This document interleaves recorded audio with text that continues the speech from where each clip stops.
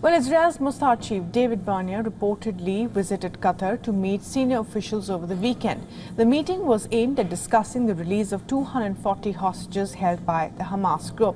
As Israel ramps up its ground offensive in Gaza, Qatar has raised an alarm against the move, saying that it has considerably complicated mediation attempts over the hostage release. The spokesperson for Qatar's foreign ministry has said that Israel's intensified offensive in Gaza has significantly complicated Doha's efforts to secure the release of the hostages taken from Israel. On the other hand, Hamas's Gaza member Yahya Sinwar has said that the militant group was ready to quote-unquote immediately conduct a prisoner exchange.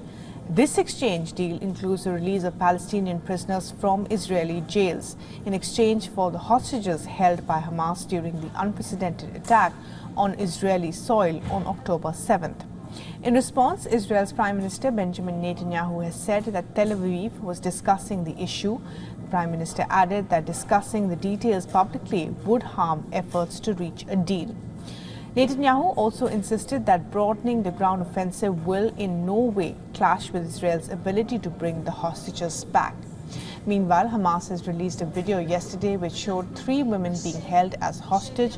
The women were demanding Benjamin Netanyahu to agree to a prison exchange deal in order for all the captives to be released. Prime Minister Netanyahu called the circulated video a cruel psychological propaganda. Earlier, the Israeli military said that they had rescued a female soldier from captivity in Gaza.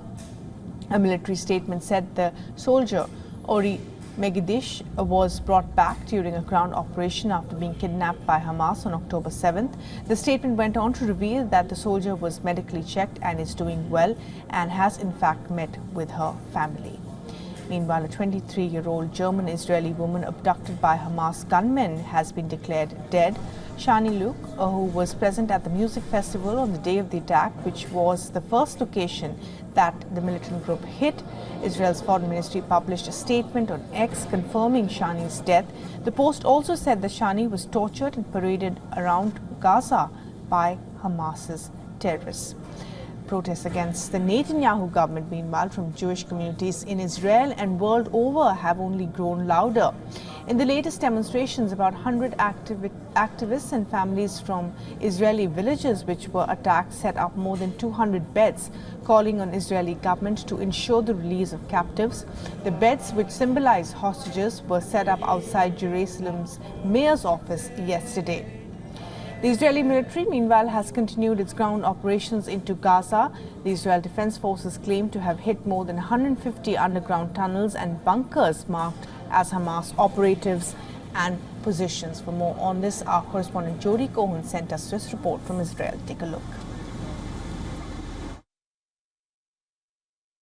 US Secretary of State Antony Blinken met with Qatar's Prime Minister on Monday and discussed efforts to release the hostages.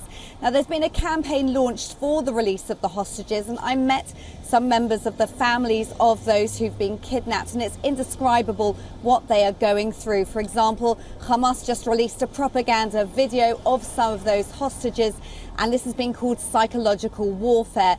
The families are trying to raise awareness of those who've been kidnapped and their plight, and there are art installations across the country to try and keep the momentum up and keep those hostages in people's thoughts.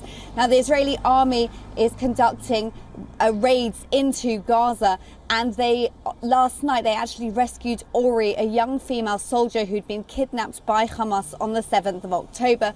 They're not releasing the details of the rescue operation. They don't want to give intelligence to Hamas to prevent further operations like this from going ahead in the future.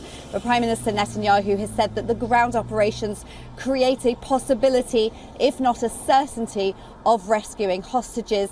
And Benny Gantz, who, remember, had been in the opposition and joined the Israeli Emergency Unity government, said that Israel will use every means to return the hostages from Gaza.